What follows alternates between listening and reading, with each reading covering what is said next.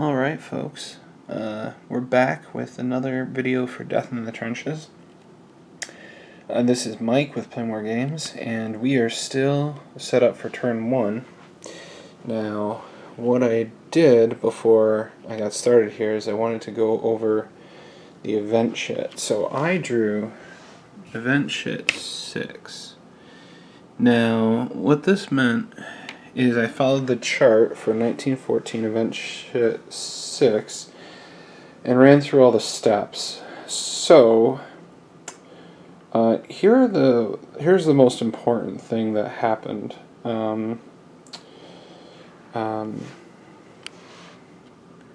Mussolini really was able to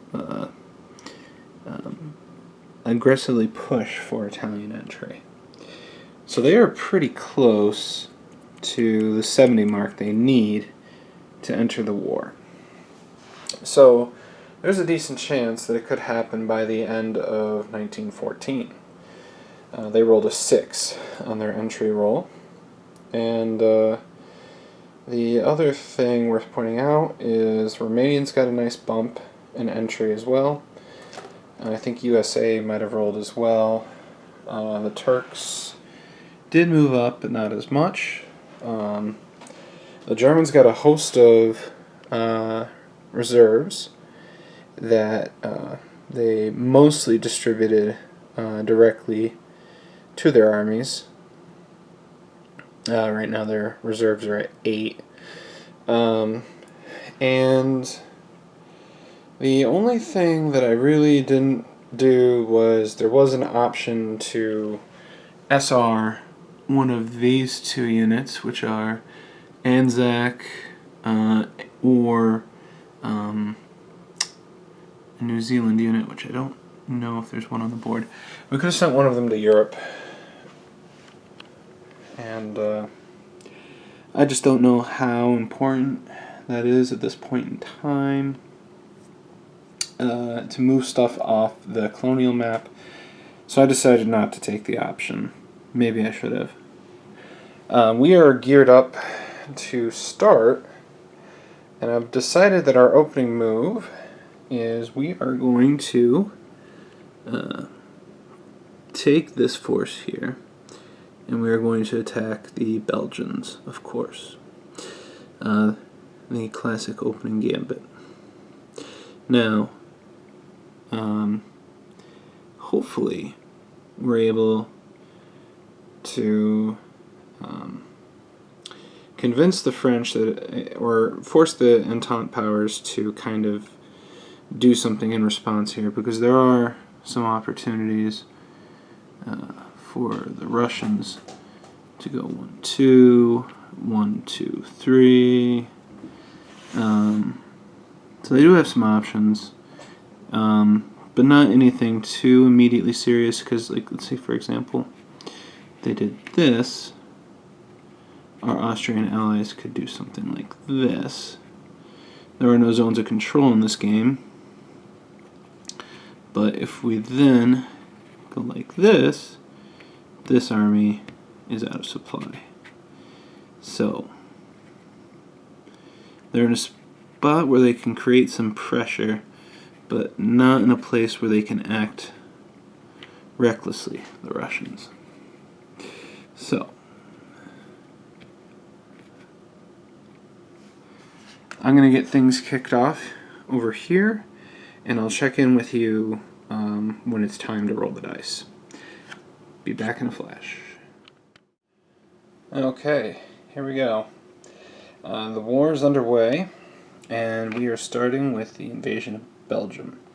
I've already moved the units to the battle board, so I'm going to place the battle hex here marker as a reminder, but this is a difficult one to actually kind of forget.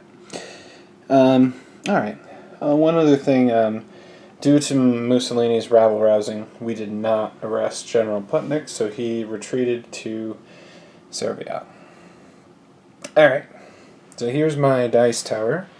It was 3D printed, it was a gift, so very appreciative of that. It's pretty cool. So we're going to use it. Alright, so let's come over to the battle board here. And this is a lot of reading. I'll take care of that for you. Alright, so the first thing we do is we have our attacking units and we have our defending units. So we'll put them in the appropriate boxes. Attacking forces and defending forces. Now, we would do a little bit more if there were trenches, but since there's no trenches yet, we don't have to bother. So now the attacker chooses the spearhead unit, and we're going to use the First Army, which has an attached 25 divisions, and we choose our target unit, which is going to be the Belgians here. It's our only option. So we're going to mark firepower, and I've already done that. The Germans have 44 firepower, so again, remember I said I have 25 divisions attached here. So that's 28. 4 is 32, 12 is 44. Here we have 9 plus the 15 for the fort for a total of 24. So 44 for the CP, 24 for the EP. I think I just showed off absolute victory. I'm going to try and give that another read through here. Okay, so we've got our firepower figured out. And then we look at allocations. So these are like kind of special abilities that we can use for the Entente and the Central Powers. Most of these I can't use. I can't use any for the Allies. I could use Krupp's guns here, which to add 20 firepower to the attack, but it's overkill at this point. My battery's gonna die soon. Crap. Alright, so here we go. I'm gonna try and get through this as quickly as I can. Alright. So we've determined our firepowers, and now we're gonna roll dice. So I've marked 10 here for the Central Powers, and I'm gonna do 5 for the EP. So we're going to roll the EP first. Okay. And I'm going to take these 5 dice. Okay. So we get 1920.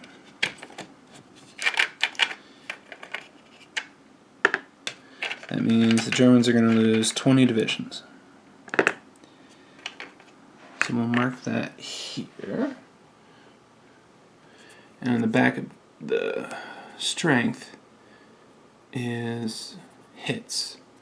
So it's nice and easy. And then let's roll our 10 German dice.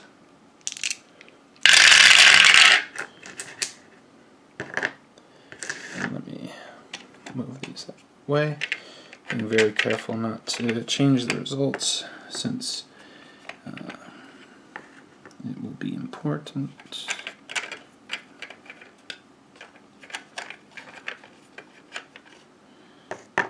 Okay.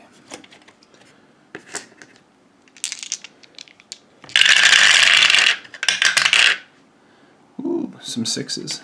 Okay.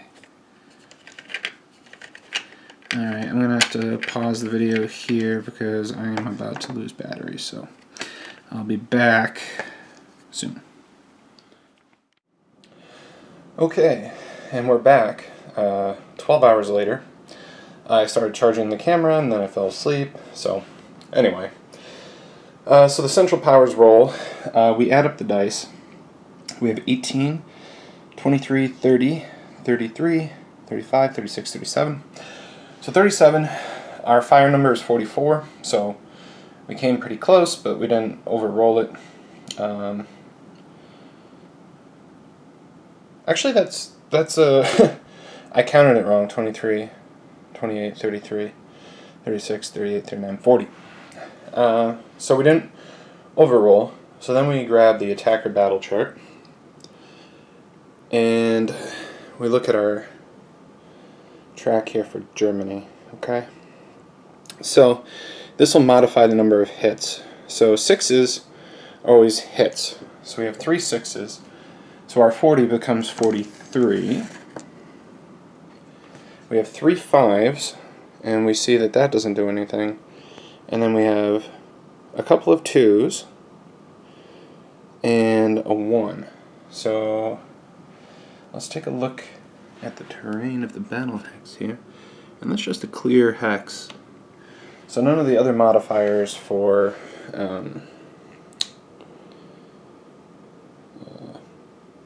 misses or backfires apply. So we have 43 going out to the Belgians. So I'm going to flip that there. Okay. Alright. So, what's going to happen? Well, we're going to assign our damage. So, we're going to take our damage on our German unit, and as a reminder, we inflicted 20. So, we'll move our first division, divisional marker, down to the 5 box, which is pretty steep. And then we're going to deal 9 to the Belgians.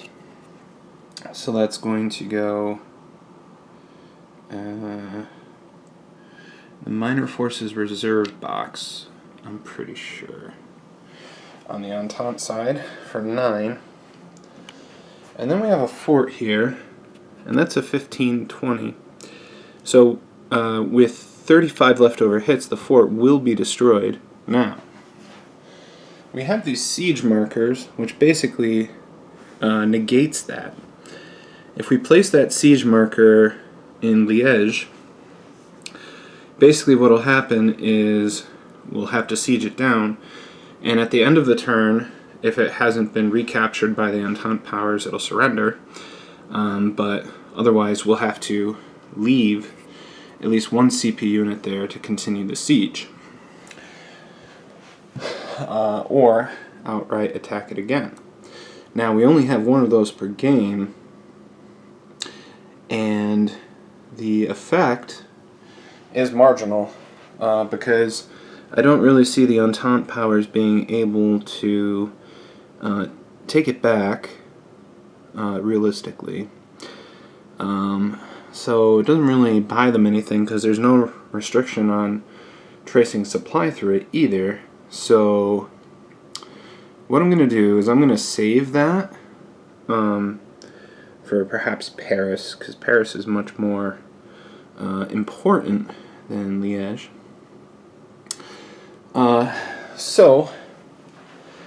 There's some important rules on who wins and who loses, but suffice it to say, since the defenders are totally eliminated, the attacker wins. So we can take the hex and we place our units reverse side up to show that they cannot be activated again this impulse. Now, normally there are specific restrictions about unflipped armies moving into flipped spaces. So for example, if I were to bring this unit here, it could go here, and it could even go here, but it couldn't attack. So these you kind of have to think about your moves carefully. However, that doesn't apply on the first turn only due to extensive German planning, aka the Schlieffen plan. So it would be nice to try and get here if we could. Since we're starting adjacent on our next impulse, we could go 1, 2. We can only move 2 if we start adjacent to an enemy. So we could get pretty close to there. I might try and dislodge with these units here, and then this guy's no longer adjacent to anyone, and then go 1, 2, 3. It'll be interesting to see what the Entente powers do. So I think technically the Belgians are obliterated, but so I mean it'll be more expensive for their patron, and that's something I haven't talked about before. The Belgians are patroned to the British. Now you can tell it's a minor forces unit because of the star here. Small countries like Serbia have squares, and these patroned units have their stars colored to indicate who their benefactor is.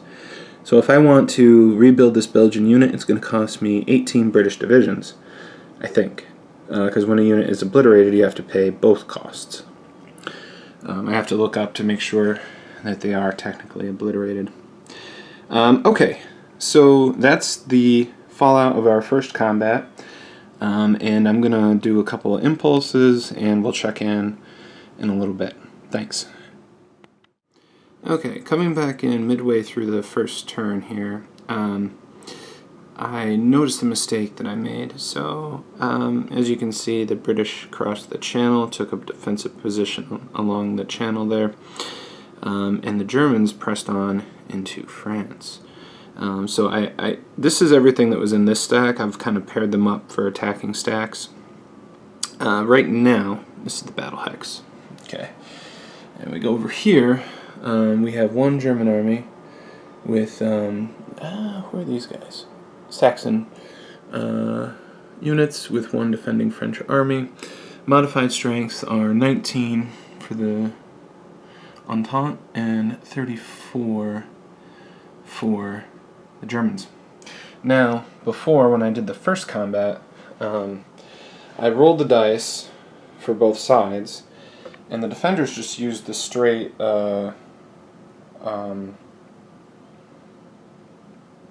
result of the dice for their number of hits. In this example here, the French overrolled, so they did 0 hits, unfortunately. But I didn't understand the the attackers work differently. So the first thing you do is you roll, and you make sure that you don't overroll your target number. All right. So our target number, this is the CP die roll. So our target number is 34, and here we have 5 and 6 is 11, 14, 17, 20, 23, 25, 27. Cool. Okay. But now we don't deal out 27 hits plus any modifiers, which is what I did before. We actually look at these dice in this chart to determine how many hits we have. So, Tatoeba, for example.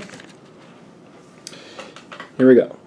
So, Germany. So let's take, if we have any ones, since this is actually a rough hex, it would actually add to the defender hits. Fortunately, it's not. So we go to our 2s, and we have 2 2s. It misses in swamp. We're not in swamp, and it's a bloodbath in mountain. We're not in mountain.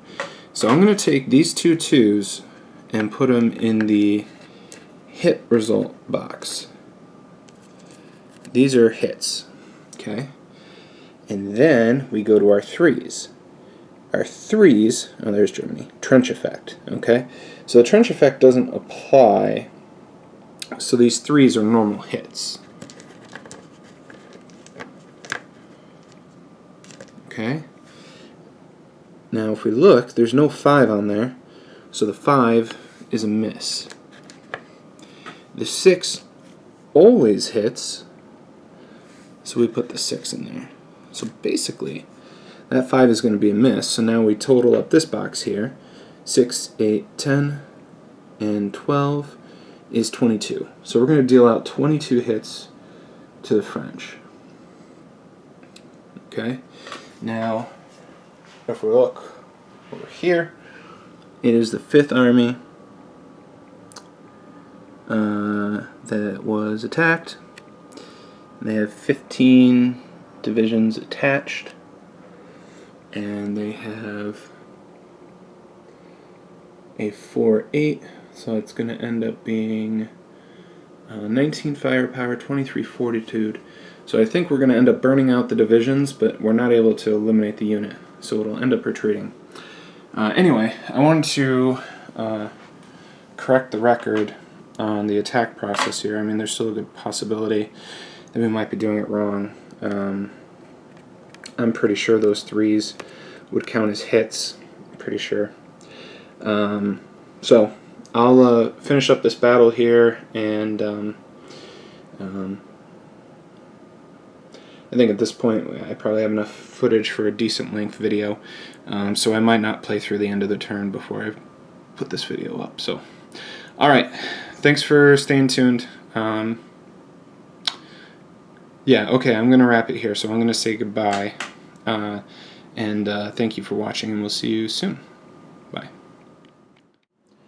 Okay, I know I said goodbye, but here's one last little addendum. So this is the situation after that attack, and now the choice is, I mean, the French would love to shift the focus away to the Eastern Front, but the way the pull system works, eventually everything's going to get to go. So it's kind of a question of, what do we do?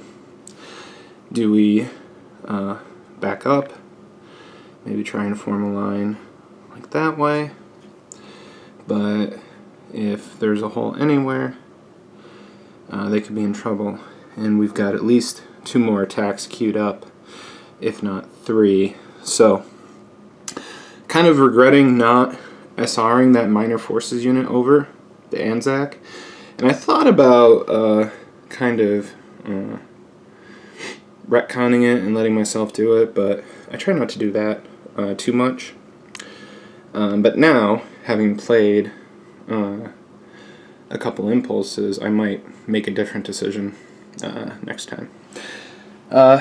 One other thing I wanted to point out, and we're going over to the Entente Powers Omnibus chart here. That French unit ended up obliterated, and here's why. This is based on my understanding. So we had a total of 23 hits. So the first thing we did was we eliminated 15 French divisions, gone. Okay? And now the rule says if the remaining hits, in this case,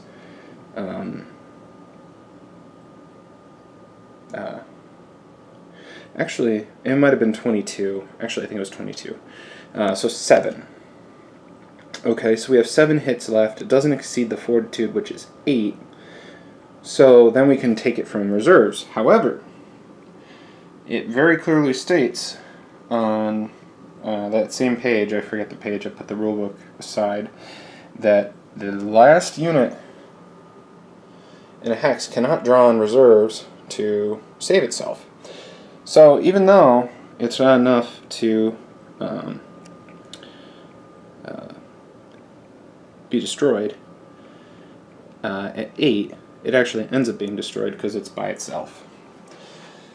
So while it's nice to have a contiguous line, it's also going to be nice to have multiple units in a single hex, because now, instead of just being destroyed and put back in the holding box here, it's obliterated, which means it's going to have to be rebuilt at a higher cost. You're going to have to pay 12 instead of just, I believe it's 8, I think. Yeah, whatever number's higher, 8. So I have to pay the extra 4, so an extra 50%, so that does end up being quite costly. But the French will get some more divisions before the start of next turn, and they actually have a pretty deep reserve at 25. So they can create some units, so we'll definitely be looking to fill those guys out at the start of this turn. That's why it's going to be incumbent on Germany to push as much as it can. So, alright, now I'm wrapping it up for real.